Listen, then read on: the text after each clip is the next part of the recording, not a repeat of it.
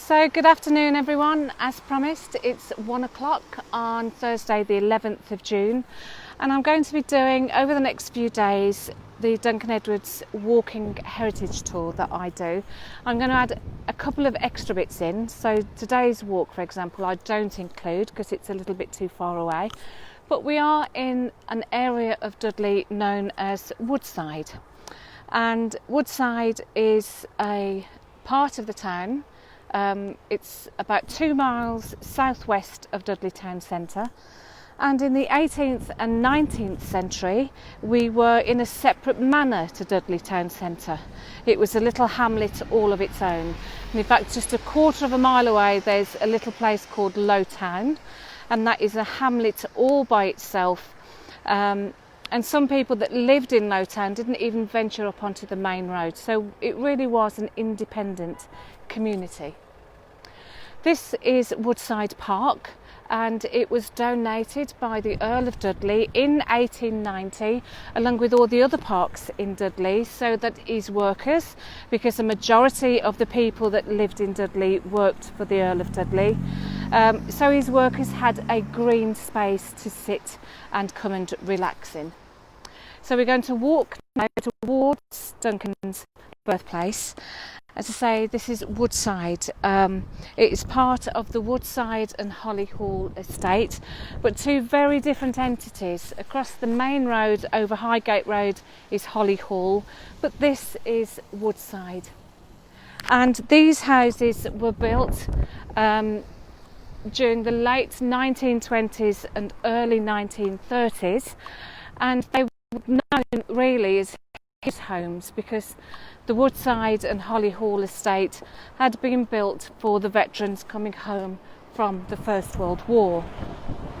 Now we have another famous footballer that came from Woodside. His name was William Ball, and he was born in Forward Crescent, which is just behind me and up the bank. He was born in 1886, and he went on to play for Birmingham City. And in 1919 he played against Wales. Now unfortunately he was hurt during the game and wasn't able to see the final whistle, but he did get an England cap for playing. So that was William Ball, born 1886 in Forward Crescent.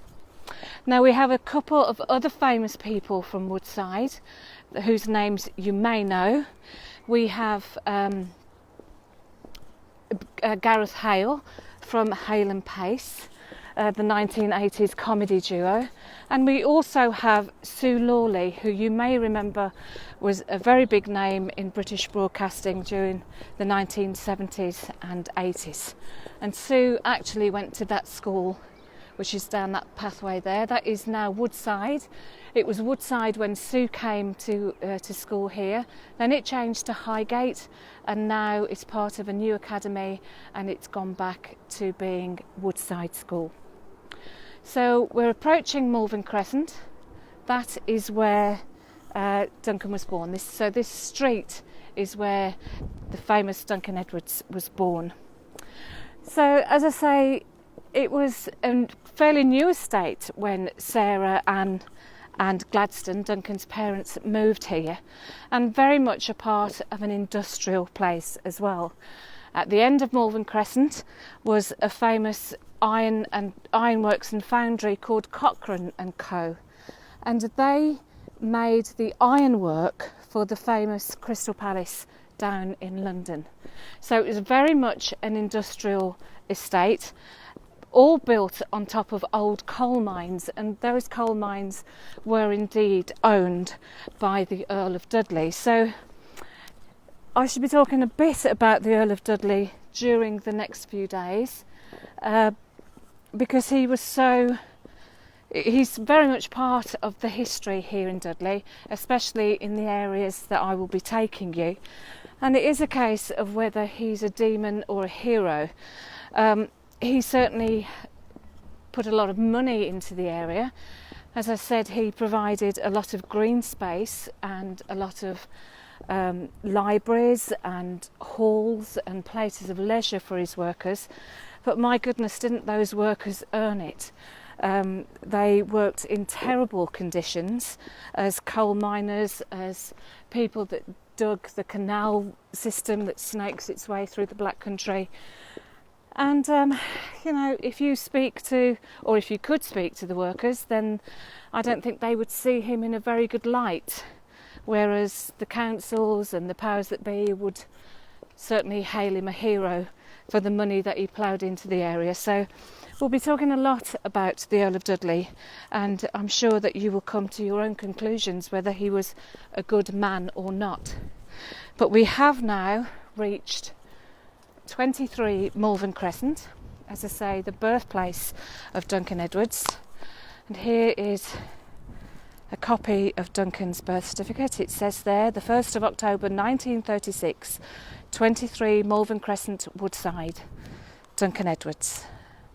The first and only surviving child of Gladstone Edwards and Sarah Ann Edwards, who was, of course, formerly Harrison. And I'll be talking a little bit more about his parents as we go along.